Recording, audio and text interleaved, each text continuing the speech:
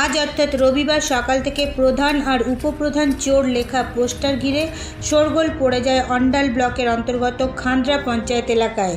কারণ গত কয়েকদিন আগেই এই গ্রাম পঞ্চায়েত কার্যালয়ে উপপ্রধানকে আটকে রেখে খান্দ্রা গ্রাম পঞ্চায়েত প্রধান ও উপপ্রধানের বিরুদ্ধে দুর্নীতির অভিযোগ তুলে সরব হতে দেখা গেছে গ্রাম পঞ্চায়েতের বেশ কয়েকজন সদস্যকে। তবে সেই সময় পঞ্চায়েতের উপপ্রধান তার বিরুদ্ধে ওঠা অভিযোগ উড়িয়ে দিয়ে জানান এখানে অন্য একটা খেলা চলছে। তবে বিক্ষুব্ধ পঞ্চায়েত সদস্যরা প্রধান ও উপপ্রধানের ইস্তফার দাবি জানাতে থাকেন। সেই রেশ কাটতে না কাটতেই এবার প্রধান আর উপপ্রধানের বিরুদ্ধে চোর চোর চোর পোস্টার পড়ল গ্রাম পঞ্চায়েত এলাকায়। প্রধান এবং উপপ্রধানের বিরুদ্ধে দুর্নীতির এই পোস্টার ঘিরে এবার বিড়ম্বনা বাড়ল জেলা তৃণমূলের অন্দরে। যদিও খান্দ্রা গ্রাম পঞ্চায়েতের উপপ্রধান গণেশ বাদ্যকর বলেন, যারা কাজ করে তাদের নিয়ে সমালোচনা হয়, কিন্তু যারা কোনো কাজ করে না তাদের নিয়ে কোনো কথা হয় না।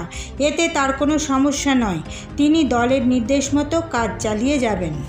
অপপ্রচার কাদের হয়, কাদের বিরুদ্ধে দিনরাত মানুষ পিছনে লেগে থাকে? যারা কাজের মানুষ হয়, যারা মানুষের কাজ করে তাদের পিছনেই কিন্তু মানুষ লেগে থাকে। যারা চুপচাপ বসে থাকে, যারা কাজ করে না, তাদের নিয়ে কোনো সমালোচনা নেই, তাদের বিরুদ্ধে কোনো কথাও থাকে না। তো এটা আপনাদের, আমি কিছু আমার কানে কোনো খবর নেই, আমি এখনও পর্যন্ত জানি না, আপনাদের মুখ থেকেই শুনলাম যে এই ধরনের পোস্টার দিয়েছে। আমি খান্দ্রা গ্রাম পঞ্চায়েতের উপপ্রধান হওয়ার পর থেকে, পঞ্চায়েত ব্যবস্থার পর থেকে যেভাবে মমতা ব্যানার্জির যে উন্নয়ন পঞ্চায়েত এলাকা জুড়ে হয়েছে, তাতে অনেক বিরোধীদের চোখ ফেটে গেছে। তো তারা তো পিছিয়ে পড়ছে, মানুষ আস্তে আস্তে তৃণমূলের দিকে তৃণমূলমুখী হচ্ছে। ঝড়ের আকারে তৃণমূল একটা ঝড় আসছে আগামী দিনে, যেভাবে দেখলেন লোকসভা ভোটে, তাতে তো বিরোধীরা ধরাশায়ী। সিপিএম বলুন, বিজেপি বলুন, মার্কেট থেকে হাওয়া। তো তারা তো চাইবে যারা কাজের মানুষ তাদেরকে একটা কোনোরকমভাবে স্তব্ধ করার চেষ্টা। কিন্তু আমি স্তব্ধ হওয়ার ছেলে নই, আমি তৃণমূলের একটা লড়াকু সৈনিক। আমি কিন্তু এদের লড়বো, দলকে জানিয়েছি, দলের সিদ্ধান্ত মেনেই চলবো। দলের যে কোনো কেউ কালিমালিপ্ত করার চেষ্টা করুক, এটা কিন্তু তৃণমূল কংগ্রেস, মমতা ব্যানার্জি একের পর এক বাইট দিয়ে যাচ্ছে, দেখবেন একের পর এক কথা বলে যাচ্ছে দল কর্মীদের, পুলিশদের, নেতাদের এগেনস্টে, সম্বন্ধে যদি কেউ কোনো ইয়ে থাকে। তো সেই দলের আমরা একটা সৈনিক। অন্তর্কলহের কথা এটা বলে, এটা সম্পূর্ণ বিরোধীদের চক্রান্ত। এখানে দলের অন্তর্কলহের কোনো গল্প গন্ধ আমি পাচ্ছি না। বললাম, সমালোচনা কাদের হয়, কাদের নিয়ে মানুষ বেশি চর্চা করে? যারা কাজের মানুষ হয়, যারা কাজ করে। যখন যোগ্যতার সাথে লড়াই না করে পারে ওঠে না, তখন তারা এই ধরনের একটা জায়গায় চলে আসতে পারে। ঠিক আছে, তো যোগ্য ব্যক্তি হতে হবে। তো সেই জায়গায় কাউকে যদি সেই জায়গায় বসার ইচ্ছা থাকে, বসতে থাকে, তাকে তো সেই যোগ্য একটা ব্যক্তি হতে হবে। দলের উদ্যোগ কর্তৃপক্ষকে জানানো হয়েছে, তারা বলেছে আইনগত ব্যাপারে যেতে বলেছে, এবং দল তার এই তদন্ত করবে, ব্যাপারটা নিয়ে দেখবে। তবে এটা পুরোপুরি বিরোধীদের চক্রান্ত। তৃণমূলের নিজস্ব কিছু সমস্যার মধ্যে বিরোধীরা গোলা জলে মাছ ধরতে নেমেছে।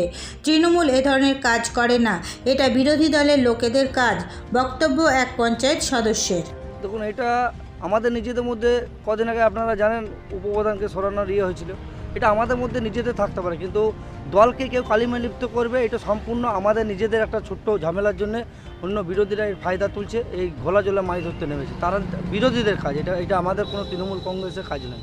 আমরা অবশ্যই আমরা চাই আজকের এই যে ঘৃণ্য কাজ, যে বা যারাই পোস্টার টাঙিয়েছে তদন্ত করুক। লোকাল আমাদের প্রশাসন আছেন, ফাঁড়ির আইসি আছেন, ওনার দৃষ্টিতে আসুক এইটা, উনি তদন্ত করে যে বা যারাই করে থাকুক না কেন, এর বিরুদ্ধে আমরাও চাইছি শাস্তি হোক। তবে বিরোধীরা শাসক দলের তোলা অভিযোগ অস্বীকার করে বলেন, তৃণমূলের দলীয় কোন্দল থেকে এই পোস্টার পড়েছে। এটা তৃণমূলের গোষ্ঠীদ্বন্দ্বের নমুনা। নিজেদের দোষ ঢাকতে বিরোধীদের ঘাড়ে দোষ চাপানো হচ্ছে। এটা হচ্ছে যে আপনাদের মিডিয়াতেও বিভিন্নভাবে হচ্ছে যে প্রকাশ হয়েছে যে এটা হচ্ছে ওদের নিজস্ব আভ্যন্তরীণ ব্যাপার, ওদের হচ্ছে যে গোষ্ঠীদ্বন্দ্ব, হ্যাঁ, এবং সেই থেকেই হচ্ছে যে ওরা এই ধরনের যে ঘটনাগুলো তারা ঘটাচ্ছে।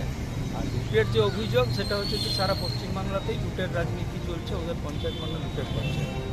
আমাদের এর মধ্যে হচ্ছে যে সিপিএমের কোনো হচ্ছে যে ভূমিকা এর মধ্যে নেই। সিপিএম এই সমস্ত ঘটনার সঙ্গে কোনো রকমভাবে হচ্ছে যে যুক্ত নয়। আমরা গ্রামের মানুষের যে অভাব অভিযোগ আছে, সেই সমস্ত অভাব অভিযোগ নিয়ে আমরা যদি যাই, আমরা ঝান্ডা ডান্ডা নিয়ে প্রকাশ্যে সেটা হচ্ছে যে আন্দোলন করব।